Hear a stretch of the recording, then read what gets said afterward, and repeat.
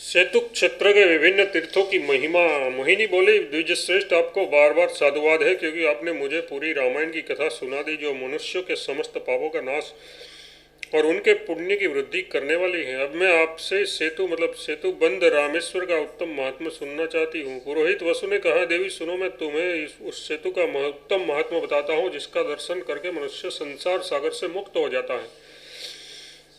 सेतु तीर्थ का दर्शन परम पुण्यमयी है। जहाँ भगवान रामेश्वर विराजमान है, वे दर्शन मात्र से मनुष्य को अमरत्व प्रदान करते हैं। जो मनुष्य अपने मन को वश में करके श्री रामेश्वर का पूजन करता है, वह समस्त ऐश्वर्य का भागी होता है। यहाँ दूसरा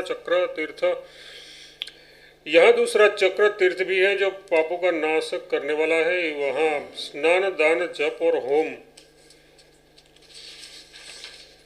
करने पर वह अनंत गुना हो जाता है। सुबह यहाँ से पाप विनाशन तीर्थ में जाकर स्नान करने से मनुष्य के सारे पाप धुल जाते हैं और वह स्वर्लोक में प्रतिष्ठित होता है। इसके बाद सीता कुंड में जाकर वहाँ भलीभांति स्नान करके जो देवताओं को और पितरों का तर्पण करता है, वह समस्त कामनाओं को प्राप्त कर लेता है। फिर मंगल तीर्थ में जाकर वहाँ स्नान करने से मनुष्य पाप मुक्त होता है।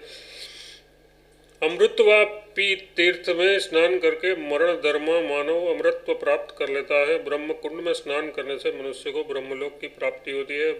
लक्ष्मण तीर्थ में स्नान करने से मनुष्य योग गति पाता है। हनुमत कुंड में स्नान करके मनुष्य शत्रुओं के लिए दुर्जय हो जाता है।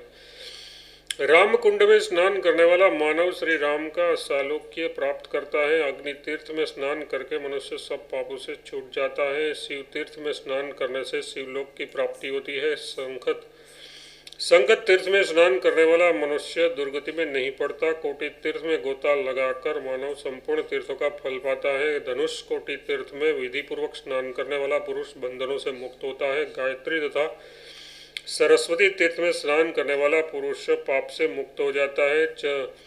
ऋण मोचन तीर्थ आदि में स्नान करके मनुष्य सब प्रकार के ऋण से छूट जाता है। सुबह इस प्रकार मैंने सेतुबंध रामेश्वर के तीर्थों का महात्म्य बताया है, जो पढ़ने और सुनने वाले पुरुषों के सब पापों का नाश कर देता है।